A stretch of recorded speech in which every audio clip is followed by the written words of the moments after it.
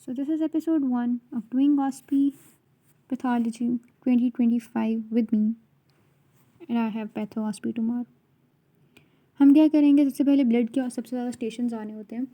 हम खोलते हैं OSPE 14 फेब से और फिर जाएंगे ऑनवर्ड्स स्टार्ट जहाँ से हो रही थी अर्ली फेब में, और हम ब्लड के स्टेशंस देखते जाएंगे. ठीक है, ये वाली जो है स्लाइड सारी, इनका लिंक इंस्टाग्राम पर आपको मिल जाएगा. ये मैंने खोली हुई हैं, ये मैं नरेट करूँगी, या आपने अपने पास खुद खोल लेनी है या फिर मुझ पे यकीन कर लेना है, और ये मैं आपको दिखाऊंगी. ठीक है, कि क्या क्या स्टेशंस आए हुए हैं और हमने किस तरह से उनको कवर करना है. So let's get started. ये खुल जाए बस. अच्छा जी, पहला स्टेशन आया हुआ ऑब्जर्व स्टेशन है AML का. ठीक है, AML का ऑब्जर्व स्टेशन का क्या मतलब है कि इन्होंने आपको बताया होगा कुछ ना कुछ AML के बारे में, जो कि मैं आपको बताती हूँ. हौसला करना है.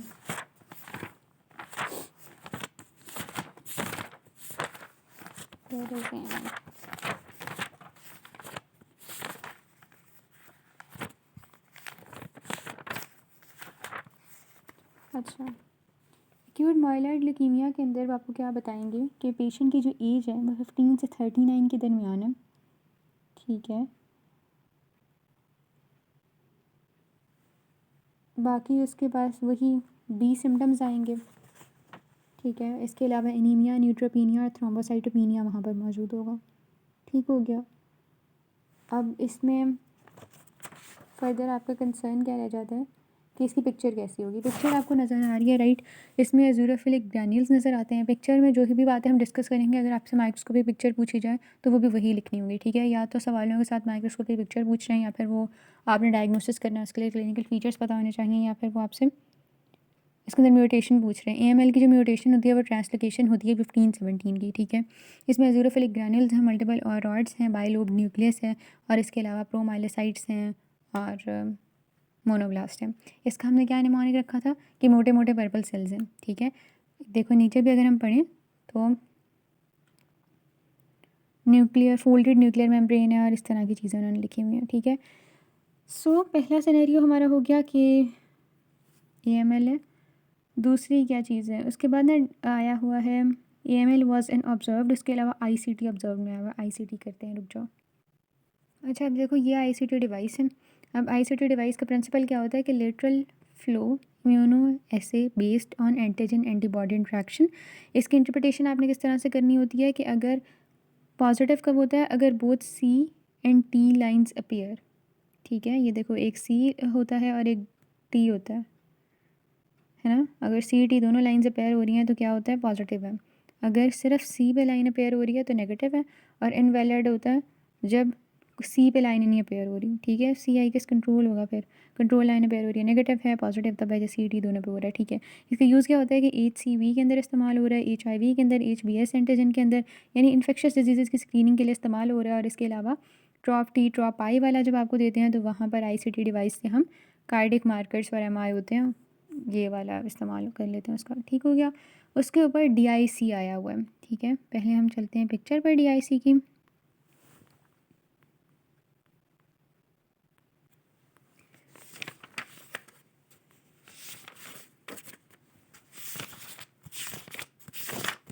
दो चीज़ें होती हैं जो कि ज़्यादा कन्फ्यूजन हो रही होती है, बल्कि नो वो ITP और TTP था आई गेस.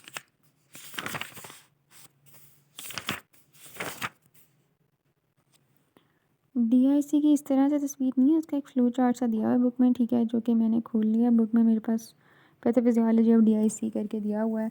और हर DIC का अगर मैं थोड़ा सा बताऊँ आपको तो हो क्या रहा होता है, तो उसके अंदर आपके पास वाइड स्प्रेडेड माइक्रोवेस्कुलर थ्रोम्बोसिस हो रही है, जिसके अंदर प्लाज्मिन एक्टिवेट हुआ होता है, क्लॉटिंग फैक्टर्स कंज्यूम होते जा रहे होते हैं, और उसकी वजह से फाइब्रोनालाइसिस और ब्लीडिंग हो रही होती है. अब DIC में ना आपके पास एक्यूट या क्रॉनिक DIC होता है. एक्यूट वाले के अंदर आपके पास सडन ऑनसेट होता है और उसके अंदर प्लेटलेट कम होते हैं, और PTAPTT ज़्यादा होता है, ब्लीडिंग टाइम ज़्यादा होता है, और क्लॉटिंग टाइम कम होता है. इसमें आप जो क्रॉनिक वाला है उसमें D डाइमर्स और FDPs करा लेते हो.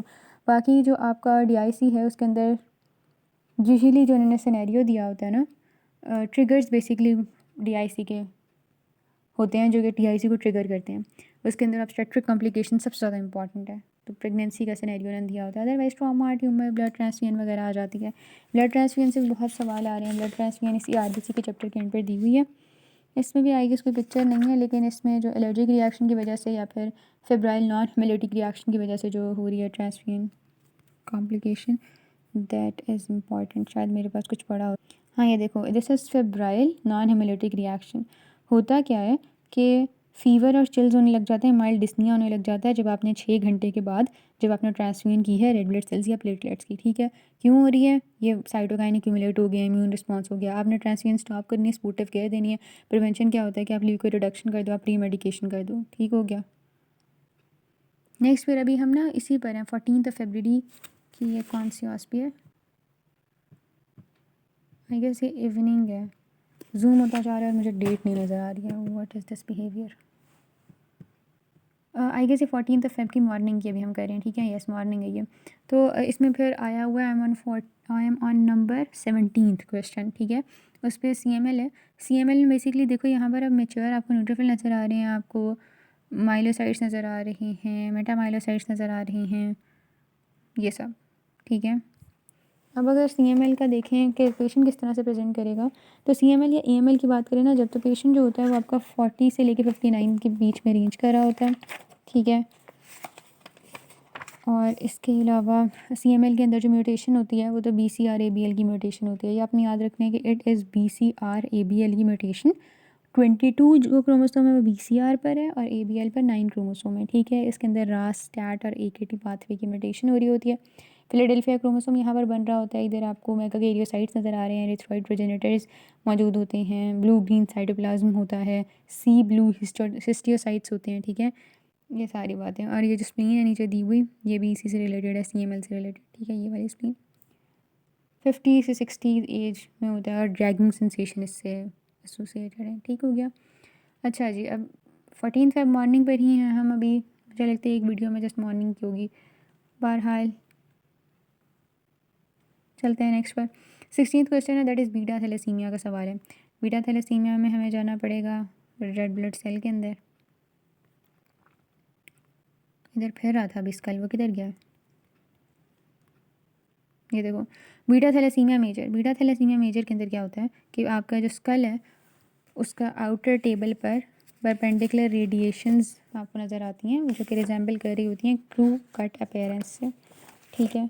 अब बीटा थैलेसीमिया एक मिनट में खोल के थोड़ा एक्सप्लेन अगर करूँ तो कि क्या फर्दर पूछ सकते हैं वो। बेसिकली उन्होंने आपको एक बच्चा दिया होगा ऑब्वियसली सिनेरियो में, और बीटा थैलेसीमिया मेजर जो होता है वो मैनिफेस्ट कर रहा होता है, माइनर मैनिफेस्ट नहीं करता। इसके अंदर टारगेट सेल नज़र आते हैं। आई एम नॉट, कहाँ गए हैं, मतलब पिक्चर किधर गई है इसकी?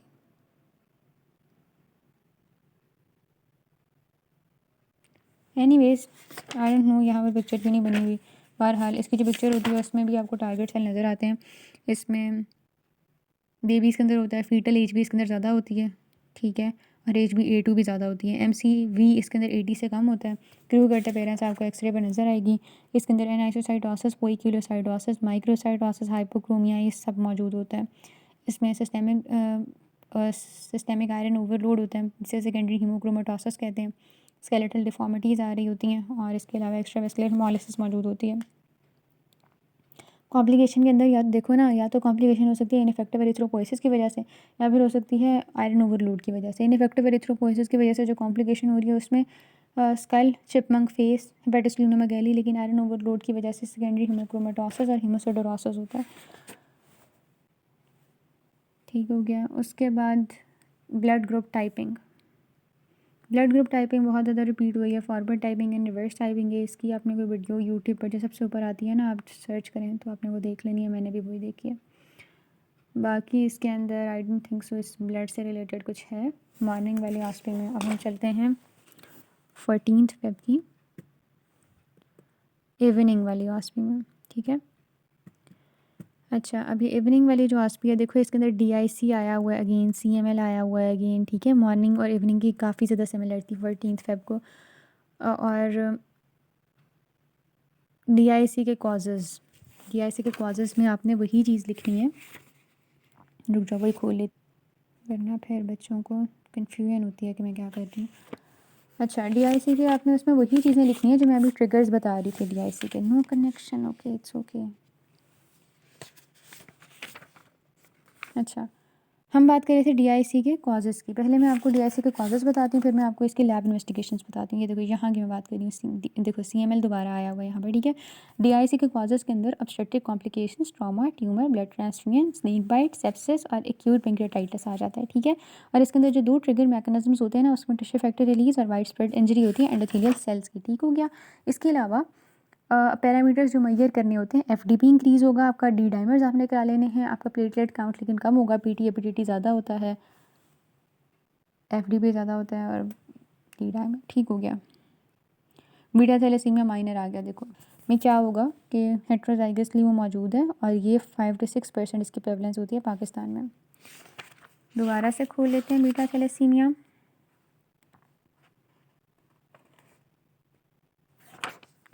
Beta thalassemia major and beta thalassemia minor.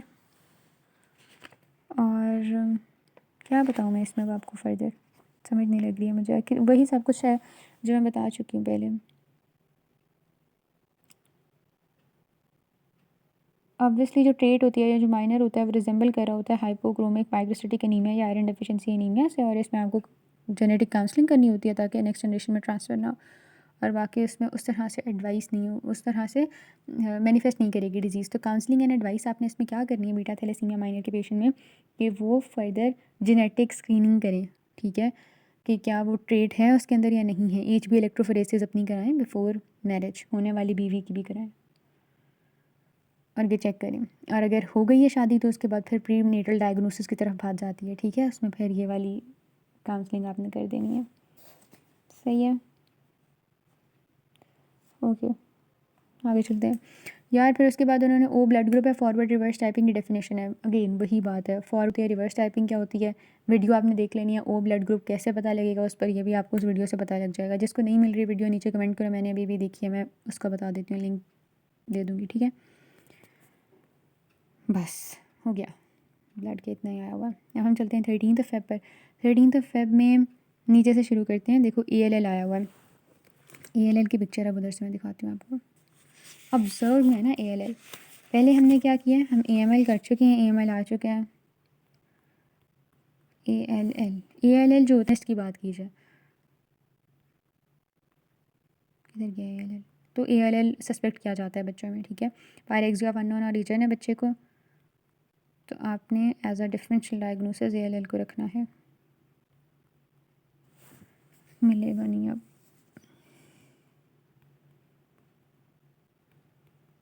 ये देखो ये वाली पिक्चर मैं ढूंढ रही थी, ठीक है। इसके अंदर CD22 और CD19 ये पॉजिटिव होता है। और बाकी क्या होता है इसमें कि lymphoblast with condensed nuclear chromatin, small nucleoli, scant agranular cytoplasm मौजूद होता है, ठीक है। ये ALL की पिक्चर है। और आपने बिल्कुल भी इसे AML की पिक्चर्स के साथ कंफ्यूज नहीं करना, मुझे होती है कंफ्यूज थोड़ी सी, मैं वो भी दिखा देती हूँ साथ ही। पता नहीं क्यों सेम सेम पिक्चर्स हैं। ये देखो ये AML की पिक्चर है, देख लो अच्छे से, और आर्ट्स दिख रहे हैं और बहुत गंद मचा हुआ है। जबकि जो ALL की पिक्चर है इसमें गंद नहीं मचा हुआ, बहुत प्यारी सी ड्राइंग है, अच्छे कलर्स फिल किए हुए हैं, राइट। ओके, अब मैं आपको बताती हूँ इसके क्लिनिकल फीचर्स। इसके अंदर एब्रप्ट स्ट्रोमी ऑनसेट होता है, इसके अंदर डिप्रेशन हो जाता है मैरो फंक्शन का, और इसके अलावा इसका प्रोग्नोसिस फेवरेबल होता है अगर तो लड़की है, अगर तो उसकी एज 2 से 10 साल के दरमियान है, हाइपरप्लॉइडी है, ट्राइसोमी T1221 की म्यूटेशन है, ठीक है। तो इसमें यही 1221 की ट्रांसलोकेशन हुई होती है। बाकी इसकी इम्यूनोफिनोटाइप की अगर बात करें तो BALL के अंदर 19 CD19 CD10 CD20, जबकि टाल्स के अंदर CD1257 होता है। काफ़ी हो गया है। और इसके अंदर अगर इसकी मॉर्फोलॉजी की भी बात करें तो आपने कहना है कि इसके अंदर मैरो हाइपर सेलुलर होता है, लिम्फोब्लास्ट बहुत ज़्यादा होते हैं, स्प्लीनोमेगैली होती है, स्कैंड बेसोफिलिक साइटोप्लाज्म होता है, न्यूक्लियर क्रोमेटिन डेलिकेट होता है और फाइनली स्टिपल्ड होता है। फिर ऊपर चलते हैं, थ्रोम्बोसाइटोपेनिक पर्परा आया हुआ है उसके बाद, ओके। और सिकल सेल एनीमिया भी आया हुआ है, मेगैलोब्लास्टिक एनीमिया भी आया हुआ है, और ओवेरियन आया हुआ है, ओके फाइन। पहले हम चलते हैं थ्रोम्बोसाइटोपेनिक पर्परा की तरफ, हम देखते हैं इससे आपने ITP से किस तरह से डिफ़र करना है। अच्छा, पहले हम इस चीज़ को देखते हैं, फिर मैं पिक्चर्स भी आपको दिखाती हूँ बिग रॉबिन्स की। ITP है एक चीज़ जो कि है इम्यून थ्रोम्बोसिटिक थ्रोम्बोसाइटोपेनिक परपरा और दूसरा है थ्रोम्बोटिक थ्रोम्बोसाइटोपेनिक परपरा। अब देखो आईटीपी जो है ना, इम्यून कह लो या इडियोपैथिक कह लो, वो ऑटो इम्यून कंडीशन है। दूसरी तरफ जो टीटीपी है उसके अंदर डिफिशिएंसी हो रही है या इनहिबिशन हो रही है एडम TS13 की, जिसकी वजह से एग्रीगेशन नहीं हो रही है प्लेटलेट्स की, ठीक है। अब आईटीपी के अंदर क्या हो रहा है कि मैक्रोफेजी वही है ना, मसले कर रही है, और दूसरी तरफ क्या हो रहा है कि स्मॉल ब्लड वेसल्स के अंदर ऑर्गन इस्कीमिया हो रहा है। ट्रिगर्स क्या होते हैं, ऑटोइम्यून क्यों होती है भाई, कोई वायरल इन्फेक्शन हो गया, पोस्ट वायरल ऑटोइम्यून बहुत ज़्यादा कॉमन होती है या ड्रग रिएक्शन की वजह से हो जाती है। जबकि दूसरी तरफ एक्वायर्ड या कंजेनिटल डिफिशिएंसी हो सकती है इस स्पेसिफिक एडम TS की, तो या फिर मतलब ऑटोइम्यून की वजह से भी डिफिशिएंसी हो सकती है। अब प्लेटलेट काउंट जो होता है वो आईटीपी के अंदर ज़्यादा कम होता है, और जो ब्लीडिंग वगैरह होती है वो आईटीपी के अंदर ज़्यादा मतलब हो रही होती है, पेटिका, परपरा, म्यूकोसल ब्लीडिंग, एपिस्टेक्सिस, ठीक है।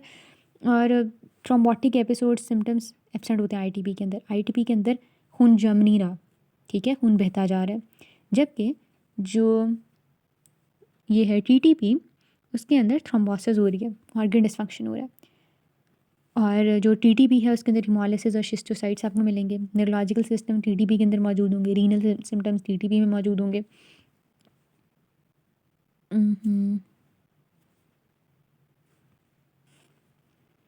तो अगर आपके पास सिनेरियो आया है जो कि आपको बता रहा है कि आइसोलेटेड थ्रोम्बोसाइटोपेनिया है और म्यूकोजल ब्लीडिंग है, तो ब्लीडिंग हमने किसमें पढ़ी, आईटीपी के अंदर, और बाकी प्लेटलेट कम है, ठीक है, आपने आईटीपी सोचना है। लेकिन अगर वो आपको कह रहे हैं कि हीमोलिटिक एनीमिया भी है, साथ न्यूरोलॉजिकल सिम्टम्स भी हैं और थ्रोम्बोसाइटोपेनिया भी है, आपने फिर कहना है भाई टीटीपी है। फिर अगर सिस्टोसाइट्स आपको कह रहे हैं तो टीटीपी है। अगर आईटीपी रिस्पॉन्ड कर रहे हैं स्टीरॉइड्स वगैरह मतलब आईटीपी रिस्पॉन्ड करता है स्टीरॉइड्स को, टीटीपी करता है प्लाज्मा एक्सचेंज को। ठीक हो गया, अब हम तस्वीरों पर चलते हैं। अच्छा भाई, गुड फॉर अस ऑल के कोई पिक्चर नहीं दी हुई है रॉबिन ने, मेरी बुक में तो नहीं दी हुई है।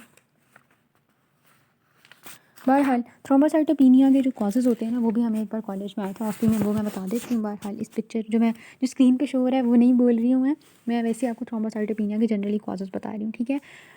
बल्कि कुछ और ही निकाल लेती हूँ ना फिर मैं, वेट अ मिनट।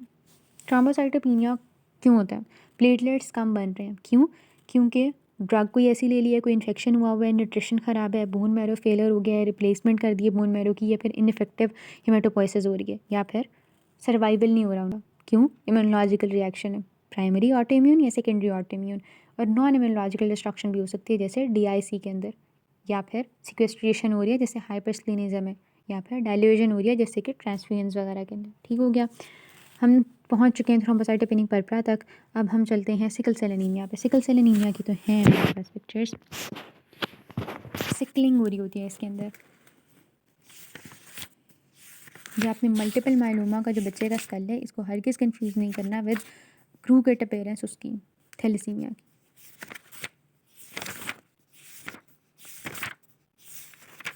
दो जगह मैंने किताबें खोली हुई हैं, एक जगह मिल गया और एक जगह नहीं मिल रहा। एनीमियाज WBC के बाद है, वेट,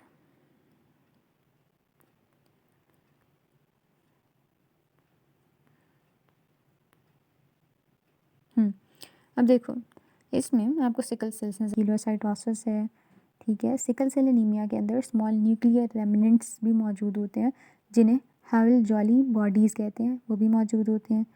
और सिकल सेल एनीमिया के अंदर भी स्कल की क्रूकेट अपीयरेंस आ सकती है, ठीक है।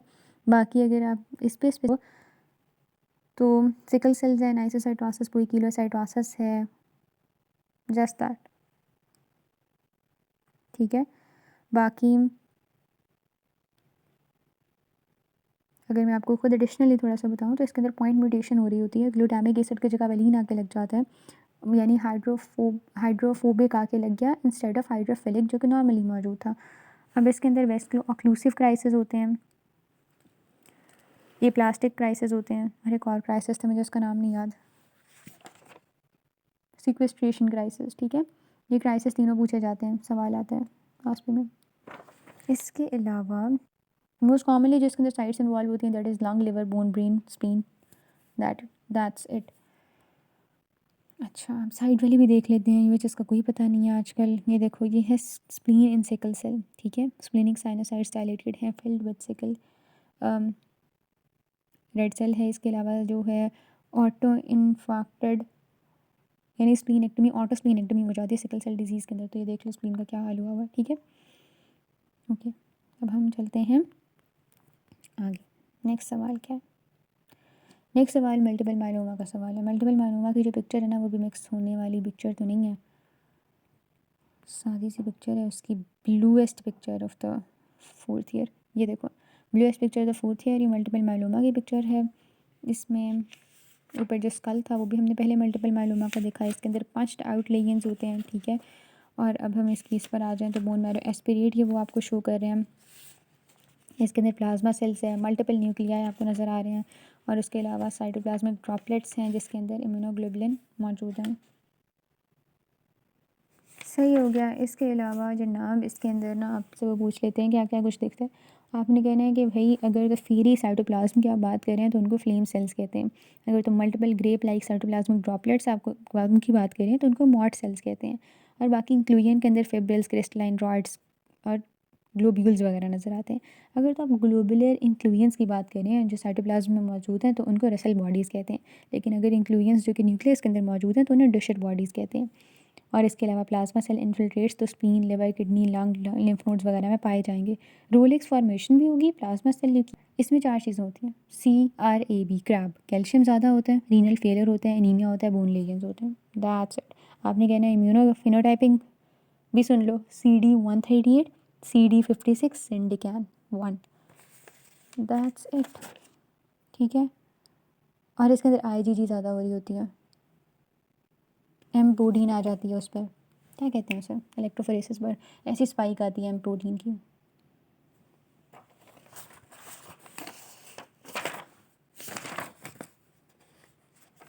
मैं जस्ट एक बार देख लो।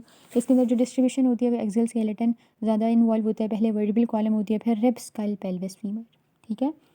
और इसके अलावा एम स्पाइक आती है आपकी सीरम इलेक्ट्रोफोरेसिस पर।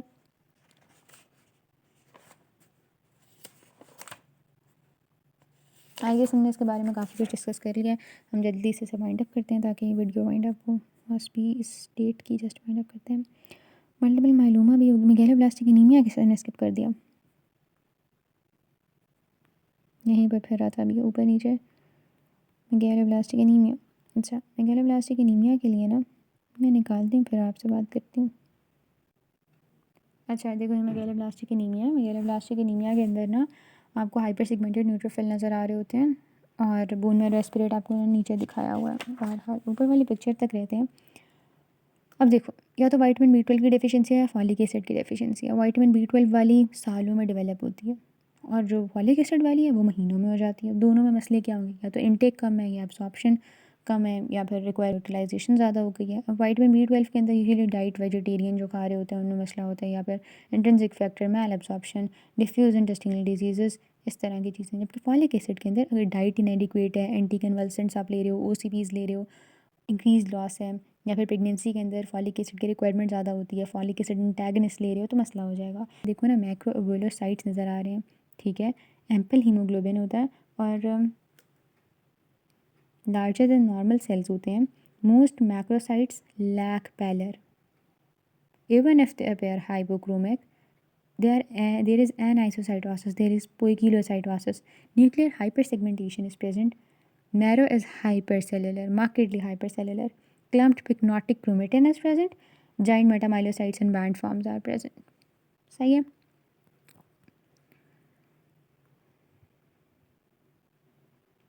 That's it. हमने 13 Feb मॉर्निंग तक की कर ली है। मुझे उम्मीद है जिस तरह हम ऊपर जाते जाएंगे तो हमें वक्त कम लगेगा। बाकी एंड पर I would like to wish you all best of luck by sharing a good couplet के माली का काम है पानी, बल्कि it won't look nice in Urdu. I should narrate it in Punjabi. So माली दा कम क्या था मुझे भूल गया है।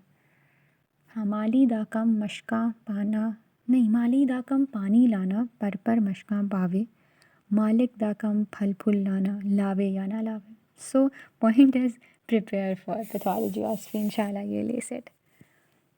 A reminder for you all, for me more than anyone else, for most, I mean, best of luck.